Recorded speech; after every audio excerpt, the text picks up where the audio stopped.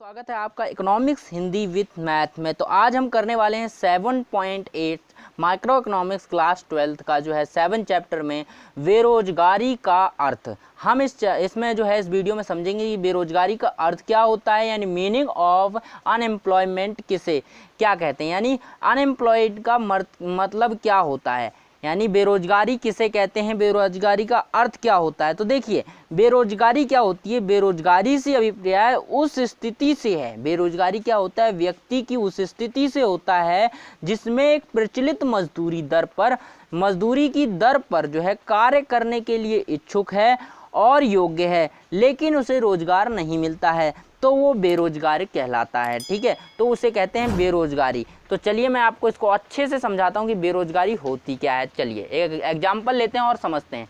तो यहाँ पर मैं एग्जाम्पल लेता हूँ, ये व्यक्ति है, इसका नाम है राम। ठीक है, ये राम है। अब भैया ये बेरोजगार व्यक्ति है। अब इसकी परिभाषा कैसे देंगे, हम कैसे कहेंगे कि ये बेरोजगार है, इसका पता लगाने के लिए हम कैसे कह सकते हैं कि ये बेरोजगार है। इस व्यक्ति को अगर ये व्यक्ति जो है, यहाँ पर एक फर्म है। ठीक है, मैं यहाँ फर्म बना देता हूँ, फर्म। तो ये फर्म है। अब ये फर्म में काम करने जाता है। ठीक, अब यहाँ पर ये बेरोजगार व्यक्ति है। अब हम पता करना है कैसे है। ठीक है, इसकी परिभाषा क्या है, जब एक व्यक्ति जो है बेरोजगार की स्थिति क्या होती है, बेरोजगारी क्या होती है, बेरोजगारी से अभिप्राय उस स्थिति से होता है। बेरोजगारी क्या होती है, उस स्थिति से होता है जो एक व्यक्ति प्रचलित मजदूरी दर पर कार्य करने के लिए इच्छुक होता है और योग्य होता है और उसे रोजगार नहीं मिलता। ये जो राम है ये कार्य करना चाहता है इस फर्म में। ठीक, ये कार्य करना चाह रहा है इस फर्म में। इसके पास क्या है, योग्यता। तो यहाँ पर इसके पास योग्यता है और इच्छा है। काम देखिए दो चीज़ों से किया जाता है। काम करने के लिए व्यक्ति योग्य होना चाहिए, यहाँ पर योग्य होना चाहिए, और दूसरा होना चाहिए उसकी इच्छा। यानी जब आप किसी काम को कब करेंगे, जब आपकी इच्छा होगी उस काम को करने की, तभी तो आप उस काम को करेंगे। तो यहाँ पर यही है, इच्छा होनी चाहिए काम को करने की और दूसरी योग्यता। अब मान लीजिए आपकी इच्छा है काम करने की, लेकिन आपको काम आता ही नहीं, आपको पता ही नहीं है वो काम कैसे करते हैं, योग्य नहीं है आप, तो आप उस काम को नहीं कर पाएंगे। तो मान लीजिए अगर आपको योग्य हैं, आपको पूरी तरह अच्छे से काम आता है, लेकिन आप उस काम को करना ही नहीं चाहते, आपकी इच्छा ही नहीं है, तो आप कैसे करेंगे, तब भी नहीं कर पाएंगे। ठीक है, तो ये मोस्ट इम्पोर्टेंट है, बहुत ज़रूरी है कोई भी काम करने के लिए। ये दोनों चीज़ें ज़रूरी हैं, एक के बिना जो है काम नहीं चलेगा। अगर दोनों होंगी तभी हम कहेंगे यहाँ पर कि रोजगार, यहाँ पर कोई भी काम होगा तभी, ये दोनों होंगी तभी होगा तो कोई भी काम। तो योग्यता और इच्छा। ठीक है, तो ये व्यक्ति जो राम है ये काम करना चाहता है, यहाँ पर योग्यता भी है काम करने के लिए इसके अंदर और इच्छा भी है।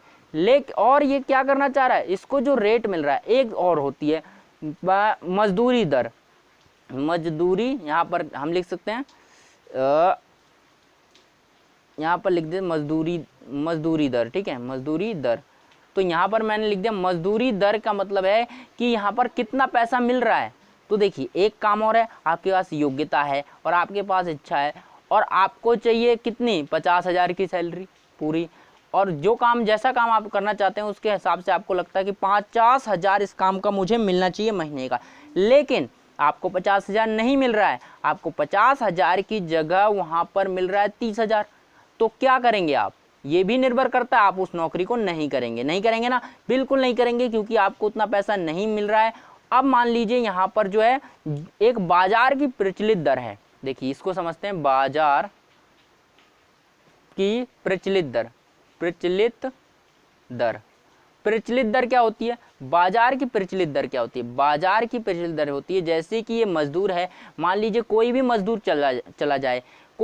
चला जाए, उसे मान लीजिए 100 दिन का जो है 500 रुपये ही मिलने वाला है। कोई भी मजदूर है, फॉर्म में काम करने जाता है, उसे दिन का 500 रुपये ही मिलेगा, उससे नहीं, ज़्यादा नहीं मिलेगा, यानी कोई भी चला जाए। तो एक बाजार है, एक बाजार में निर्धारित की गई है कीमत जो कि काम की है वो है 50 यानी 500 रुपये। उसी तरह ये है, क्या है, बाजार की कीमत है, निर्धारित की गई है। तो इस कीमत पर भी ये काम करने, देखिए इसके अंदर योग्यता है, इच्छा है, और इस कीमत पर भी ये काम करने के लिए तैयार है, फिर भी इसको काम नहीं मिल रहा है। अगर ऐसी स्थिति आ जाए तो इसे कहते हैं हम बेरोजगारी। क्या कहते हैं? बेरोजगारी, बेरोजगारी। तो आई होप आपको समझ में आ गया होगा कि बेरोजगारी क्या होती है। यही होती है बेरोजगारी। देखिए रोजगार क्या होता है, यहाँ पर रोजगार होता है, यहाँ पर देखिए इच्छा है, योग्यता है और प्रचलित दर पर ये काम करने के लिए तैयार भी है, लेकिन फिर भी इसको काम नहीं मिल रहा है, फिर भी इसको काम नहीं मिल रहा है। अब ये कैसे होगा? मान लीजिए यहाँ पर इस फैक्ट्री में जो है फर्म है, यहाँ पर 50 मजदूरों की ज़रूरत है। अब 50 मजदूरों की ज़रूरत है और जब ये व्यक्ति, जब ये राम जाता है, जब ये पहुँचता है वहाँ 50 मजदूर जो है पहले ही हो चुके होते हैं। अब इसको काम मिलेगा कैसे? नहीं मिलेगा ना। तो यही चीज़ करती है, क्या है? मजदूरी को पैदा करती है। यहाँ पर ये इच्छुक है, योग्य है और मजदूरी की दर पर काम करने के लिए तैयार है, फिर भी इसको काम नहीं मिला क्योंकि यहाँ पर मजदूरों की संख्या ज़्यादा हो गई है, पहले ही भर्ती कर लिया गया, अब ये बेरोजगार हो गया। तो आई होप यहाँ पर अब आपको समझ आया कि किसे कहते हैं बेरोजगार। ठीक है, चलिए आगे बढ़ते हैं। बेरोजगारी भारत में भी अस्थायी है। तो बेरोजगारी क्या हो, सॉरी यहाँ पर, हाँ, बेरोजगारी जो होती है भारत में भी अस्थायी होती है। तो बेरोजगारी का मतलब है, या आप समझ गए हैं कि ये बेरोजगार, इसको राम को काम नहीं मिल रहा है क्योंकि यहाँ पर 50 व्यक्ति पहले से ही हो चुके हैं, तो ऐसा जो है काम नहीं मिलता, ये बेरोजगार हो गया। इसके पास योग्यता है, इच्छा है और मजदूरी दर पर काम करने के लिए भी तैयार है। तो यहाँ पर यही कह रहा है कि बेरोजगारी भारत में भी अस्थायी है। तो अब मान लीजिए यहाँ पर जैसे ही 39 व्यक्ति हो जाते हैं और ये जैसे ही पहुँच जाता है तो इसको काम मिल जाएगा। ठीक है, मिल जाएगा, बिल्कुल मिल जाएगा काम। तो यहाँ पर जब काम मिल जाएगा तो ये काम कर लेगा। अब हो सकता है यहाँ पर जो है फिर इसको हटा दिया जाए। तो यहाँ पर कोई स्थायी नहीं है, बेरोजगारी भारत में भी अस्थायी है, मतलब कोई अस्थायी है, बिल्कुल नियमित नहीं है कि इतना होगा इतना होगा। ठीक है, यहाँ पर फिक्स नहीं है। तो बेरोजगारी क्या होती है? बढ़ती रहती है, फिर कम भी होती रहती है, कभी ज़्यादा रोजगार हो जाता है तो कभी ज़्यादा कम हो जाता है। तो इस तरह से बेरोजगारी आंकड़ों के स्रोत, तो बेरोजगारी आंकड़ों के बहुत सारे स्रोत हैं, जैसे कि आप जो है, जैसे कि जो यहाँ पर रोजगार उपलब्ध कराते हैं वहाँ से ले सकते हैं, बहुत सी जनगणना होती है उसके हिसाब से भी आप जो है बेरोजगारी के स्रोत ले सकते हैं।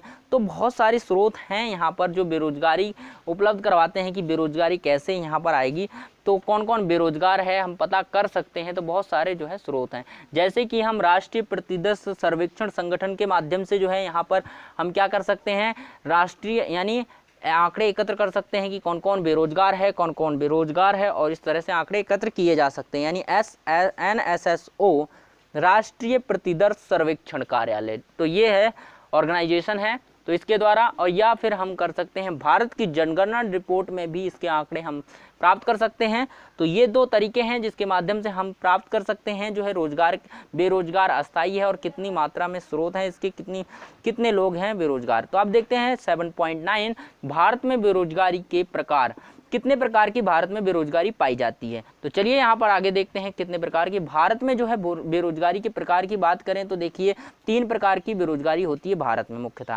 पहली होती है अदृश्य बेरोजगारी, दूसरी होती है मौसमी बेरोजगारी और तीसरी होती है खुली हुई बेरोजगारी। ठीक है, तो चलिए एक एक करके इनके बारे में समझते हैं कि अदृश्य बेरोजगारी क्या होती है, मौसमी बेरोजगारी क्या होती है और खुली बेरोजगारी क्या होती है। चलिए देखते हैं हम क्या क्या होती है।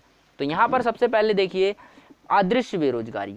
अब देखिए यहाँ पर मैंने, अगर आपने शुरू से देख रहे हैं ये वीडियो, अगर आप हमारे चैनल पर शुरू से जुड़े हुए हैं, इसको सब्सक्राइब कर रखा है, बेल आइकन दबा रखिए, तो आपको पता होगा, और शुरू से आप क्रम वाइज जो है देख रहे हैं हमारी वीडियोस को, तो आपको पता होगा अदृश्य बेरोजगारी क्या होती है। अगर आप तो अभी भी नहीं पता, अगर आप भूल गए हैं तो मैं आपको यहाँ पर दोबारा से बताऊँगा, यहाँ पर बता देता हूँ। तो देखिए मान लीजिए यहाँ पर एक व्यक्ति है, अब ये व्यक्ति है और यहाँ पर जो है ये खेत है, इस व्यक्ति के पास एक खेत है।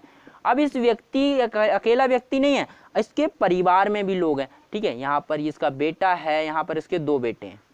ठीक है, मान लीजिए इसके 2 बेटे हैं, ये 2 बेटे हैं और ये व्यक्ति है, ये किसान है और ये अपने किसान है, खेत में काम करता है, ये इसका खेत है। अब ये खेत में काम करता है, अब ये खेत में काम कर रहा है किसान।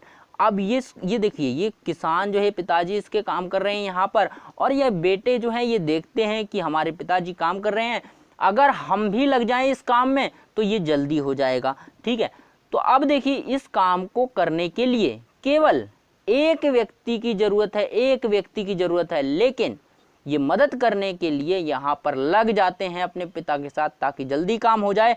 तो यहाँ पर देखिए एक व्यक्ति की जहाँ ज़रूरत थी वहाँ 3 व्यक्ति लगे हुए हैं, ठीक है, वहाँ 3 व्यक्ति लगे हुए हैं। तो इसे कहते हैं छिपी हुई बेरोजगारी। और ये ऐसा सोच रहे हैं कि हमें रोजगार मिला हुआ है। देखिए रोजगार तो वाकई में इस व्यक्ति को मिला है, यानी रोजगार तो ये कर रहा है, ये काम ये कर रहा है, लेकिन इन व्यक्तियों को लग रहा है कि वाकई में हमें भी रोजगार मिला हुआ है।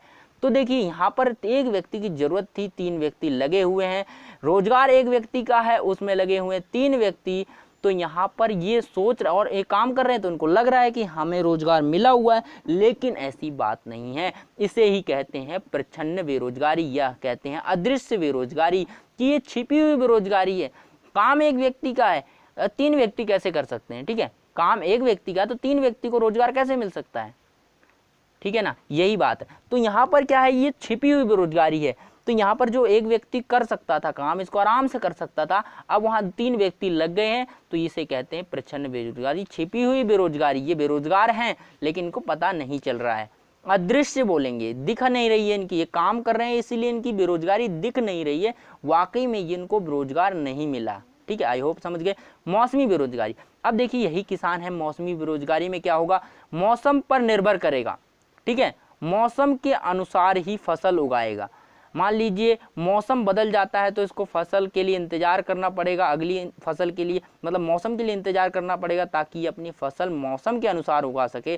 तो मौसम के कारण और वर्षा पर निर्भर रहता है। तो इस तरह से बहुत सारे कारण हैं जिसमें जो है मौसमी बेरोजगारी के कारण, मौसम के कारण लोग बेरोजगार होते हैं, ठीक है। आई होप ये भी समझ आया। उसके बाद खुली बेरोजगारी, खुली बेरोजगारी तो सीधी सी बेरोजगारी है।